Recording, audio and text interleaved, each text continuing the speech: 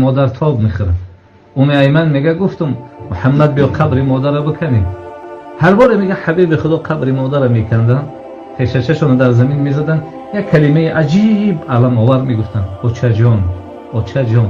گریه میکردن و میگفتن ای ایمن چرا مادری من دیگه با من صحبت نمیکنه؟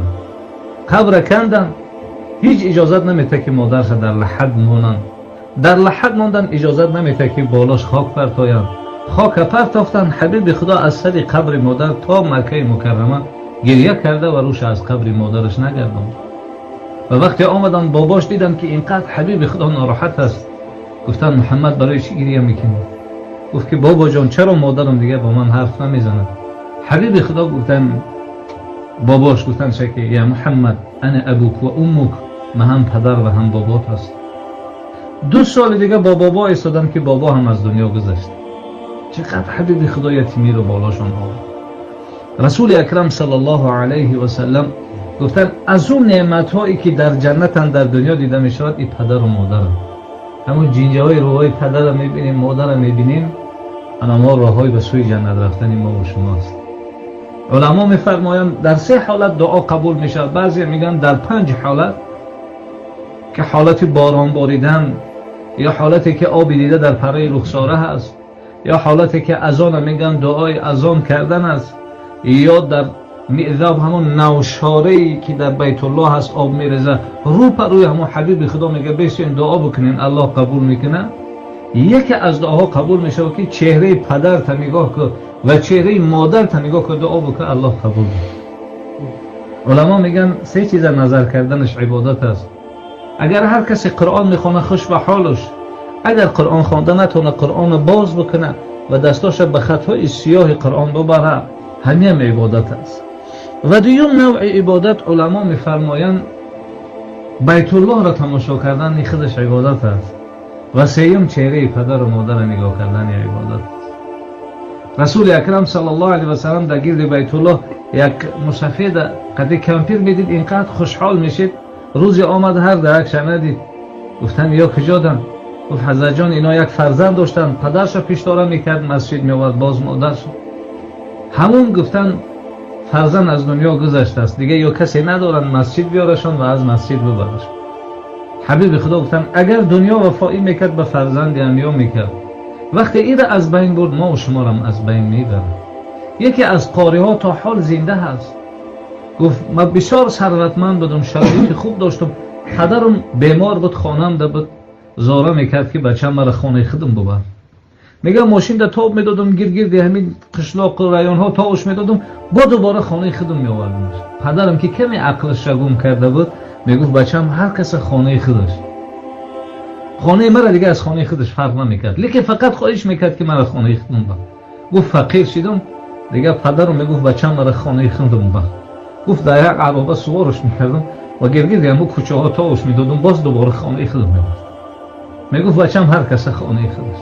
و روزی میگه پدرم دست برداشت گفت فرزندم خدایا از جمله او فرزندای شوی که روز تو پیش شوی شاههای دنیا از دنبال تو بروند، پشت تو برو. خنده کردم که من فقیر کجا و شاهها دنبال من رفتم.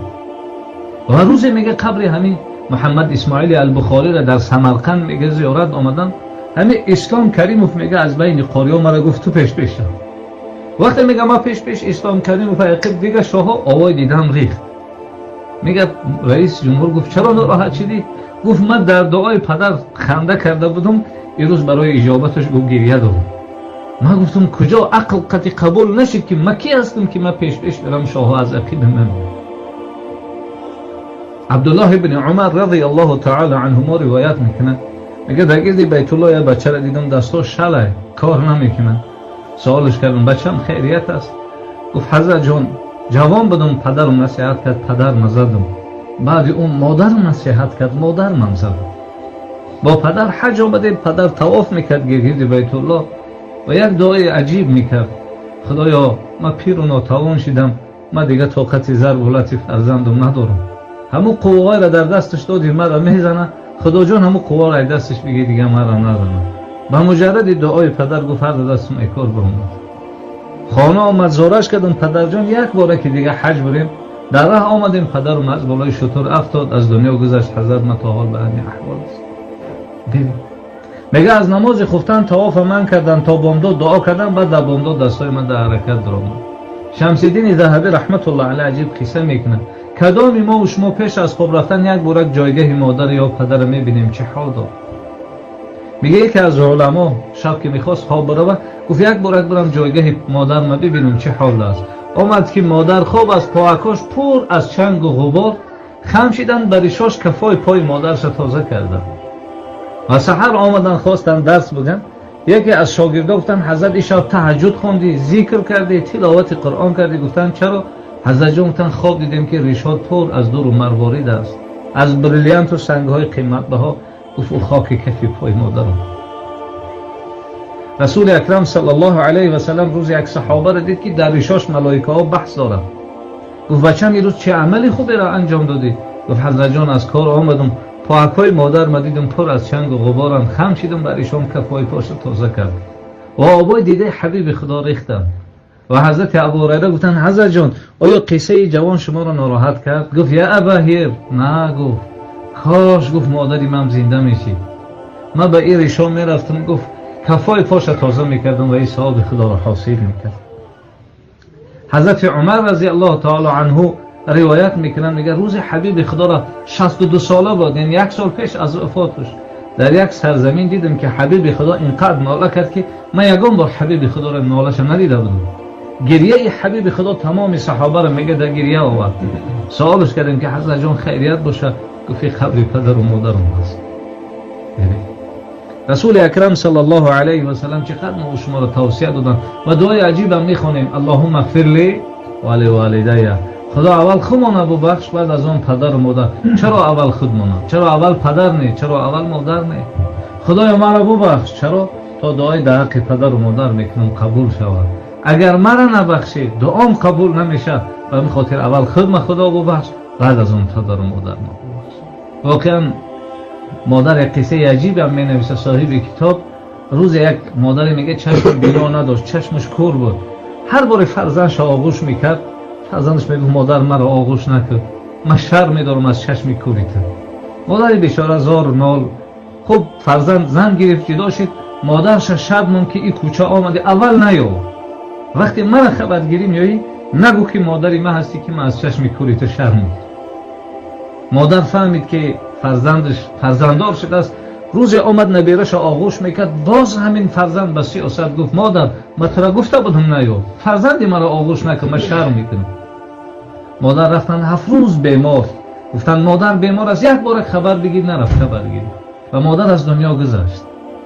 خبر جنازه هم نآمد. گفتن مادر وصیت‌نامه نوشته. میگه گمان کردم شاید خیلی پول زیاد وصیت‌نامه باشه. آمدم در مکتوب نوشتگی بچم یک سیری است که پنهانی است من به کسی نگفتم. همین تو روز کودک بودی قلم در دستت بود در چشم من تو زده بودی و چشم مرا کور کردی. لیکن باری من تو را در حیات نگفتم که بچم ناراحت نشوی. وقتی مادر و پدر پیر میشود دیگر سخنشون نمیفهمی. مادری پیر میگه فرزند نصیحت کرد بچم بیشی. این روز من پیر شدم، من گپ میزنم خطی تو بعضی کلمه های مرا نمیفهمی، ناراحت نشو بچم. زیرا زمانی با تو هم گپ میزدی هیچ کس نمیفهمید، من میفهمیدم. یه روز من افقاد میخورم لباسام چرکین میکنم، مرا جنجال نکن. زیرا زمانی با تو هم لباسات افلاس میکردی، من میشوشتم و تازه میکردم. بچم این روز مرا گشته نمیتونم، ای دستی مرا کشیده نبر. زیرا زمانی با تو هم راه گشته نمیتونستی، من قامت بلند خم میکردم، دستای تو را میگرفتم و آغوش میکردم. و این روز مرا در بستر مرگ دیدی، بچم برای مرگی من گریه نکن، زیرا روز مرگ برای تو هم میآید. ببین و مادر میگه نالیشش دردش زیاد شد. فرزند بس شوصد آمد گفت نمیشه مادر آواز تفس کنی، تو نالیش داری مرا خواب نمیبره، کلین تا خواب نمیبره، نبیرات تا خواب نمیبره. مادر ایزا گفتن میلش. لحظه و ساعتها صدای مادر خاموش، فرزند به راحت خواب رفتن و سحر خیستن مادر از دنیا گذشته. فرزند سر منزل قبرستان آمدن، اویلش مکتوب دادن که مردک جان امشب مادر پیش از وفات برای شما مکتوب نوشتن و در مکتوب چه کلمه های عجیب نوشتن. بچه جان تا این روز من هر دعا و هر خواهش از خدا کردم، برای خودم نکردم، برای تو کردم. لیکن این شب دیدم که دیگه طاقت شنیدن آوازی من نداری. امشب آخران خواهشم از خدا، همیشه هم برای خودم نمیکنم، برای تو میکنم. خداوند جان مرا بگیره که تو آرام خواه روی، من دیگه تو را ناراحت نکنم. پدر و مادر برای مرگ خود راضی‌اند، اما برای ناراحت شدن من و شما راضی نیستند. و می خاطر وقتی آماده، وقتی طولانی تا نگیرم، از پروردگار ممنون دعا بکنیم و خواهش بکنیم. ببین که پیامبر صلی الله علیه و سلم گفتند از آدم مظلوم بترسید. اتق دعوت المظلوم فانه لیس بینه و بین الله حجاب. آدمی که مظلوم است، بیمار هست، از او بترسیم، خواه کافر باشد، زیرا بین او بین خدا یگان پرده ای نیست. هر دعای بکنه قبول میکنه. تصور بکن که اگر مادری مظلوم داشته باشید، تصور بکن که اگر پدری مظلوم داشته باشید، چقدر دعای اونا در حق من و شما قبول میشود. به همین خاطر خداوند ظالم نیست، ظلم میکنه. خدا ارحم الراحمین است. ببین امروز خداوند یک بیماری رو بالا من آورده است که هممون پریشانیم. حتی از پدر دور، از مادر دور، از فرزند، از همسر مسافه میگرفتیم. شاید این کمبودی من و شما بود. شاید از احوال پدرمون بی‌خبر بودیم، شاید از احوال مادرمون بی‌خبر بودیم، شاید همسایه‌های گرسنه داشتیم، شاید یتیم‌ها و مظلوم‌ها بود. ما 3-4 نمود افقاد خوردیم و او گرسنه بودند. شاید همون کودک‌هایی که لقمه‌های ماهیات در درون بحرها شدند، همونا از این دنیا گذشتن، رفتن پیش خدا، از من و شما شکایت کردند و پروردگار بیماری را بالای من و شما آورد. با خدا قهری بودیم، نمازهای خدا را نمیخوندیم، روزهای خدا را نمیگرفتیم، حجهای خدا را نمیرفتیم، زکاتهای خدا را نمیدادیم. خدایی که 20 سال 30 سال ما را داد، 1 سالک نداد، در خدا را در پیش همه شکایت کردیم. پس خدا این بلا را بالای سرمون آورد. خدایا ما وقتی از پیش تو صلح کنی آمدیم، ما آشتی شوی آمدیم. خدای چگونه اونو بنده ها دعا کردن این بلا را بالای سر ما آوردی، ما دعا میکنیم خدای بلا را از سر ما بگرد و از سر ما دور بگردونش یا رحمت. خدایا از ما پدر و مادر گذشته باشه، رحمت و مغفرت، خصوصا از این خاندان. پروردگارا اگر پدر و مادر ما تا حال در سوال و جواب گرفتار باشد، خدای سوال و جوابشون آسان بکن. اگر قبرشون تاریک باشه روشن بکن. اگر قبرشون تنگ باشه واسع، و اگر قبرشون چای دوزخ باشه باب جنت بگردون یا رحمت. خدایا تو خدای مایی، ما راضییم، اما ما هم بنده‌ای تو هستیم، تو هم ما راضی باش. خدایا پیغمبر برای ما آوردی، ما قبولش داریم، ما را همچون امتی او قبول بکن. خدایا دین اسلام را برای ما آوردی، ما قبول داریم، ما را همچون مسلمان قبول بکن یا ارحم الراحمین. پروردگارا حقیقت بزرگ هستی، کافر 100 ساله را به لا اله الا الله میبخشی. خدایا ما در همین دنیا اقرار میکنیم گناه زیاد داریم. خدایا ما روز قیامت میریم پیش تو هیچ چیزی نداریم. اگر میریم امید به رحمت تو و شفاعت پیغمبر داریم. در همین دنیا الله ما اقرار میکنیم. خدایا روز قیامت ما را از گناهامون نپرس. خدایا روز قیامت ما را اگر سوال میکنی به غفاری و رحمانیت سوال بکن و قهاری و غضابیت ما را سوال نکن. پروردگار روز قیامت اگر تو به سوی ما غضب بکنی، ما تو را از رحمتت میپرسیم رحمت. اگر به سوی ما قهر بکنی از مغفرتت میپرسیم.